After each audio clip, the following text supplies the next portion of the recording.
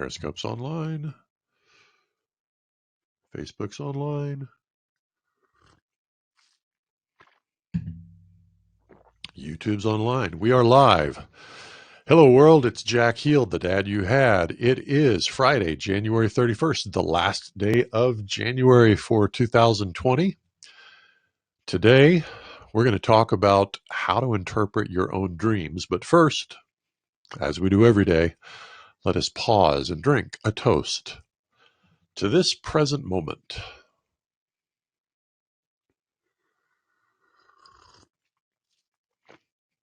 I am fighting whatever this flu is. I'm leaving after this broadcast to go to the doctor.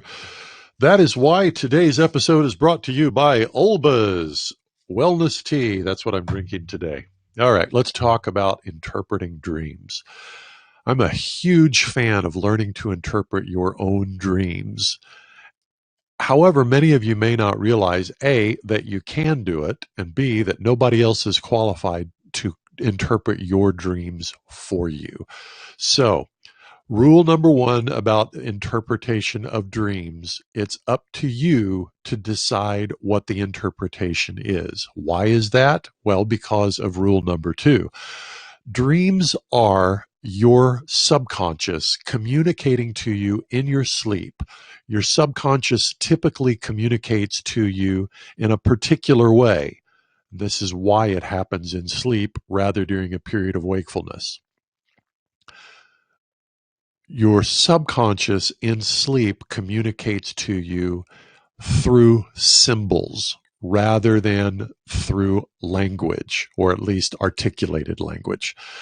Now, occasionally, if you really pay attention in your dreams, you'll notice that there is language, that there are words. You might see something written, and you may even hear words spoken, but typically dreams are delivered in the form of symbols. So I'm going to tell you how to interpret, but before I do that, I'm going to give you an example. Some of you know my story. Just before I turned 30, my two best friends and their families joined a cult. It wasn't an instantaneous decision. We had talked about it for a long, long time. We argued and argued and argued about whether it was the right thing to do.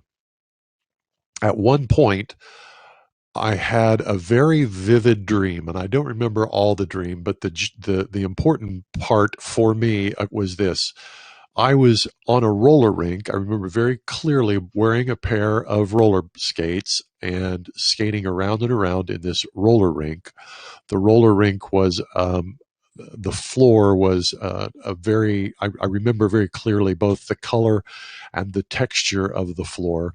And then I remember something happening at the roller rink where the whole thing blew up. Now, this occurred at the emotional height of this conversation between my friends and I. And I realized that my subconscious was telling me what? What was the symbology of the roller rink? Well, in a roller rink, you just go around and around in circles. You don't ever go anywhere. You just go around and around and around. And I realized that my subconscious was telling me this argument is going nowhere. It's going around and around. And the place where it was going around and around blew up. And my subconscious was warning me, this is where this is going. It's a blow up. And it gave me what I needed to realize it was time to let it go. It was going nowhere and it was going to blow up. And in fact, that's exactly what happened. All right. So when you have dreams, it's very important that you remember whatever you can, and more specifically, whatever sensory components that you remember in the dream, colors, tastes, sounds, sights, specific objects, specific people, those all have meaning, but they will almost never have literal meaning. They are symbolic. A symbol is something that stands for something else. So if you're dating a girl and you have a dream about that girl, the chances are very good that your subconscious is not trying to tell you something about that girl. It's trying to tell you something about what that girl stands for in your life. I had a crazy dream, 10 days ago, that I have yet to be able to interpret. There were two things that stood out into this dream. The first thing was there were a couple of twin, they were like zombies. They were these gray people without any life inside of them, but they were walking around. They were walking together as a pair. And then there was, related to these twin gray people zombies, was one of these nasty old East German cars like a Lada, a terribly horrible car. I have yet to figure out what my subconscious was trying to tell me. Had another crazy dream last night, and I made a point of putting my dream journal next to my bed so that I can write down everything. Now, the last thing I want to talk about the interpretation of dreams is this. When your subconscious is delivering dreams to you, you're getting so much symbology so fast that when you try to write down what you experienced, you'll realize there's a ton that's coming in this message from your subconscious. When I woke up from this dream this morning, I thought, oh yeah, I'll be able to write that down pretty quickly. Well, I started writing. I have an entire 8.5 by 11 page worth of handwriting. I'm guessing close to 200 or 225 words that it took me to write down what I felt like was a very, very fast dream.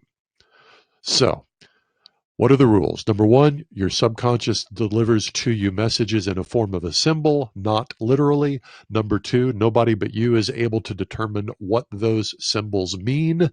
Don't let somebody else interpret your dreams for you. If somebody says, hey, that sounds like this may be this thing, you should listen to it, but you're the one who has final say. And then finally, number three, whatever your subconscious is delivering to you, when it comes time to articulate it and write it down, you're going to find out there's a whole lot more there than you realized. Symbols are packed with meaning, and when it comes time to articulate them in language, it takes a lot more language than just symbols to deliver it. That's all for today. I'm Jack Heel, the dad you wish you had. We'll talk to you next Monday.